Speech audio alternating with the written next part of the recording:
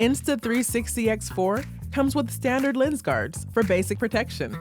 If you're looking for better resistance and clarity, we recommend purchasing the premium lens guards. Both of them are installed in the same way.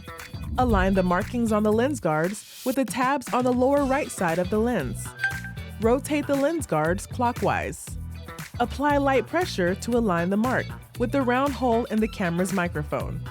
Make sure the lens guards are fully screwed on. After installation, please turn on Lens Guards mode. If you use auto mode, the camera will automatically detect whether lens guards are installed to get the best stitching effect when filming in 360. After removing lens guards, if you kept auto enabled, your camera will automatically revert back to the best settings. To get the best results, we suggest you manually select the correct lens guards mode according to the type you're using. However, please note that after removing the accessory, you'll need to manually check the lens guards model is set to no lens guard.